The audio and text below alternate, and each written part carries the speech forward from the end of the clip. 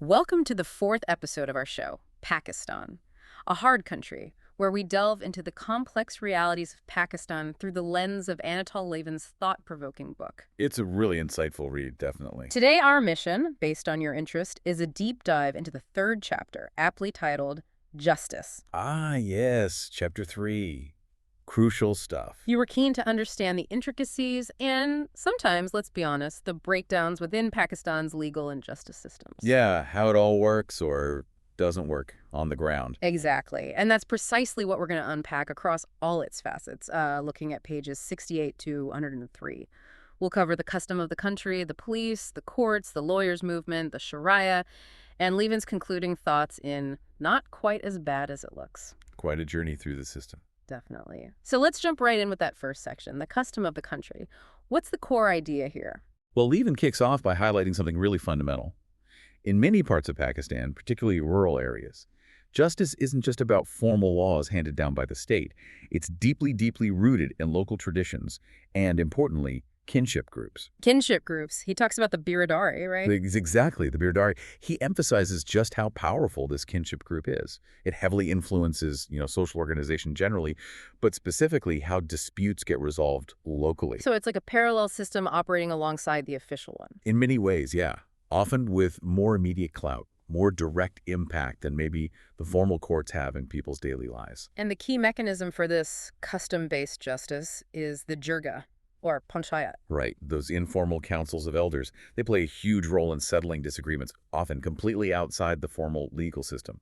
Lieven really stresses the power these community systems hold. And how do they actually work? Who's involved? Typically, it's representatives from the clans or villages involved in the dispute. Sometimes respected religious figures might act as mediators, too. It's very much a localized community thing.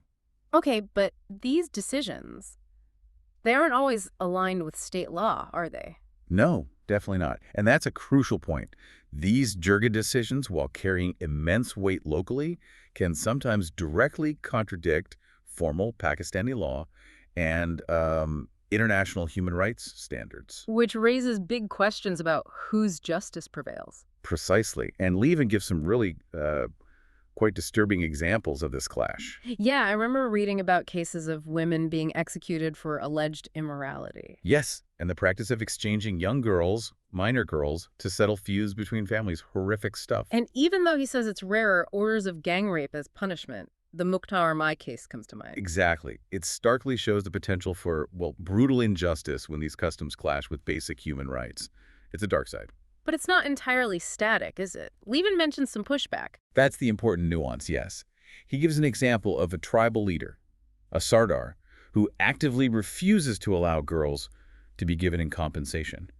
He's trying to reform it from within. So tradition is powerful, but not totally immune to change or internal critique. Right.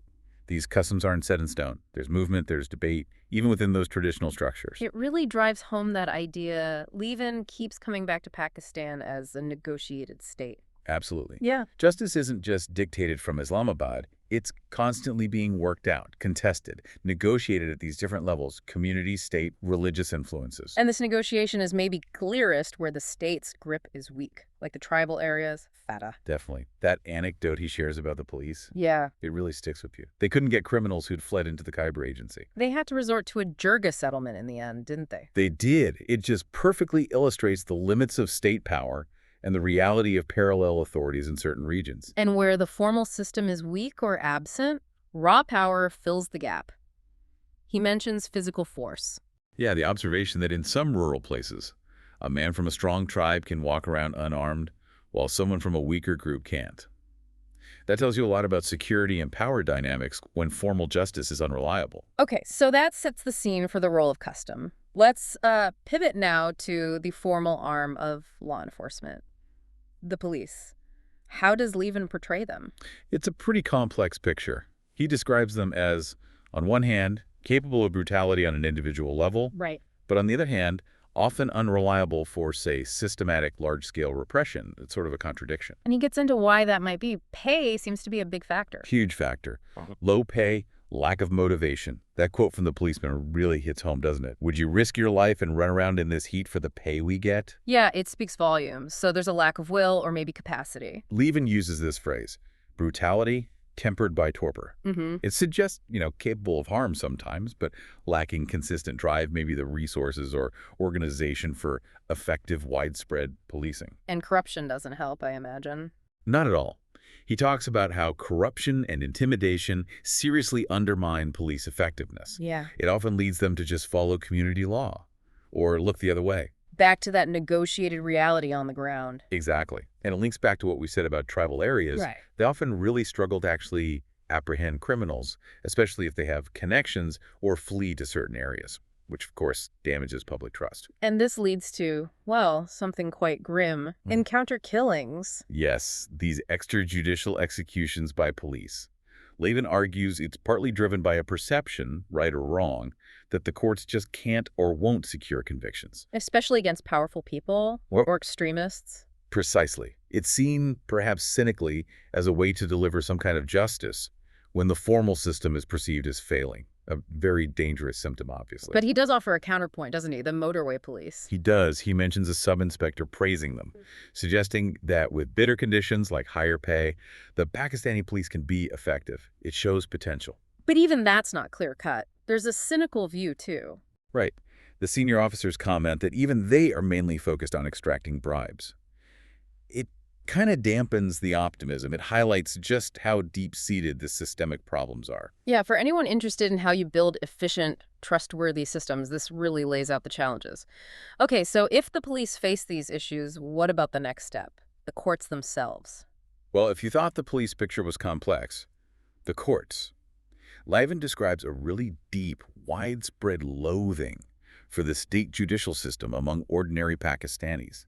That's a strong word. Loathing. Wow, why such strong feeling? A lot of it stems from the perception that justice is just an extension of politics, that the powerful, the connected, can basically twist the system to their advantage. It's not seen as impartial. He gives that anecdote, doesn't he, in Multan? Yeah, the Bar Association president dictating legal notes to an elderly clerk who might not even be literate.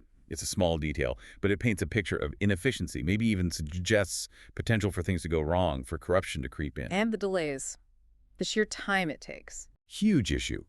Lieven stresses how incredibly difficult it is, especially for the poor or vulnerable, to actually navigate this system and get any kind of resolution. The bureaucracy, the endless delays, it can feel impossible. Plus, the problem with witnesses. Yes, witnesses being unreliable. Either they're scared off, intimidated, or they're bribed. Yeah. And if you can't rely on witnesses, the whole basis of a trial is undermined, isn't it? Absolutely.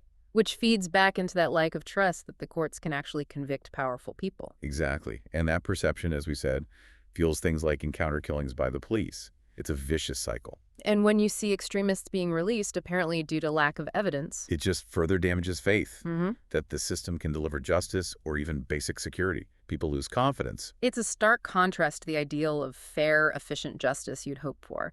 Now, amidst this, there was a significant movement, the lawyers' movement. How does that fit in? Right, the lawyers' movement in the mid-2000s initially got a lot of positive press, seen as this big push for judicial independence and the rule of law. And it seemed successful, at least initially, challenging Musharraf.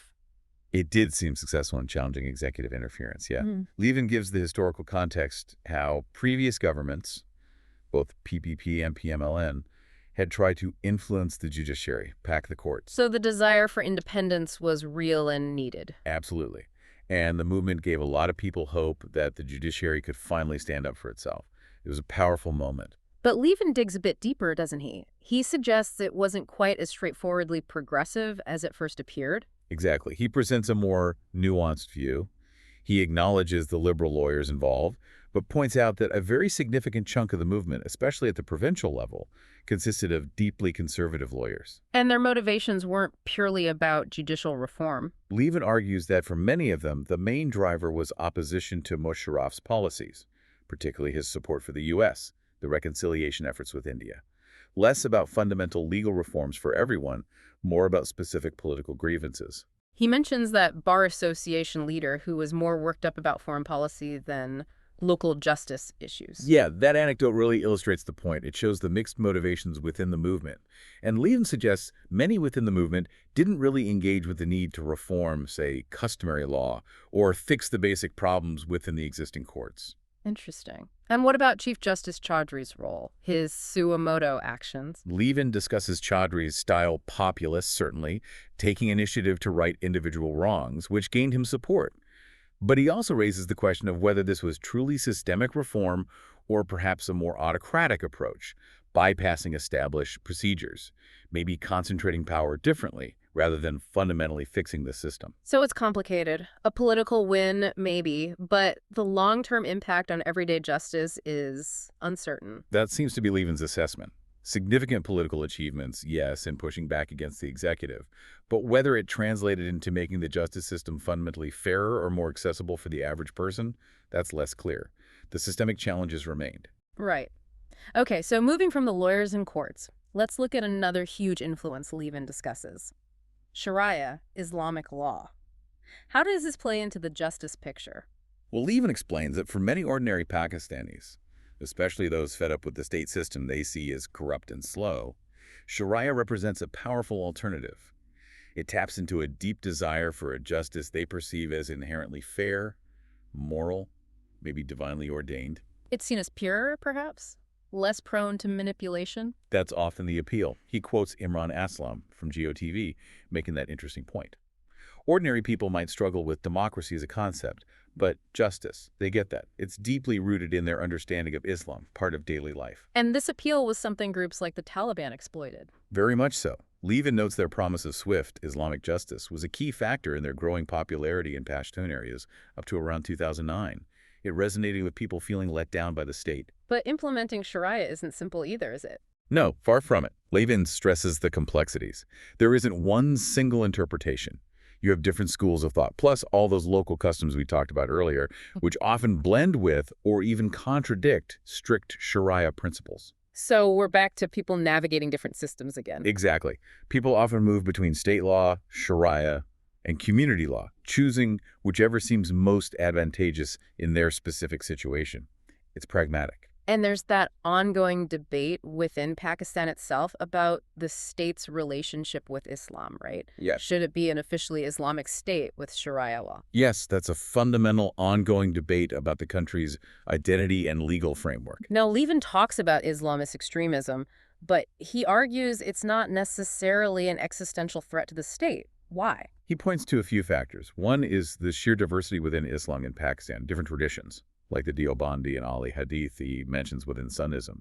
There's no single unified Islamist bloc. Also, he argues that these extremist groups often challenge the deeply embedded traditional structures of power, things like kinship networks or the influence of hereditary spiritual leaders, the Nasirs.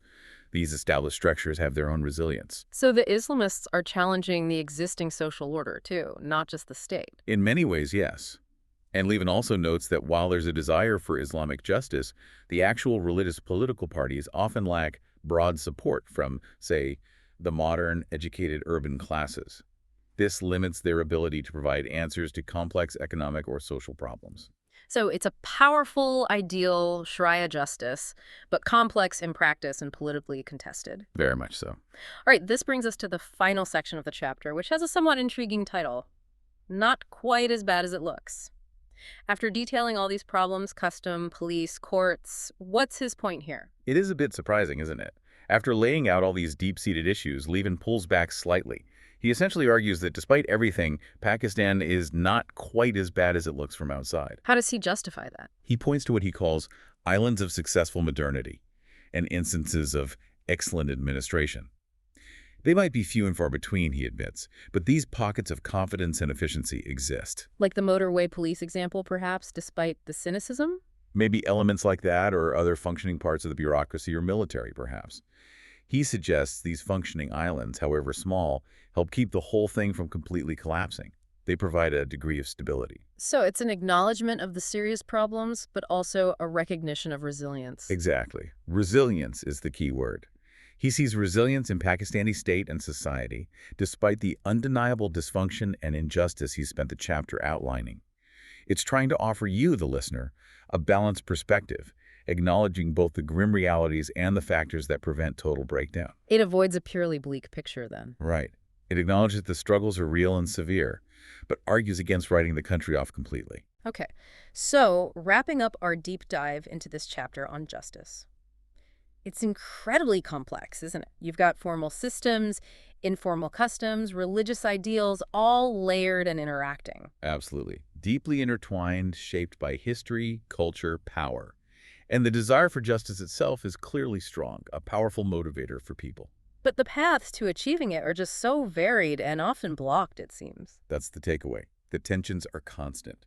Custom versus state law, the struggles within law enforcement and the judiciary, the appeal and complexity of Shariah, and yet this underlying resilience. We hope this exploration has given you a much more nuanced picture than you might get from headlines, a real sense of the multifaceted reality of justice in Pakistan as Lieven presents it.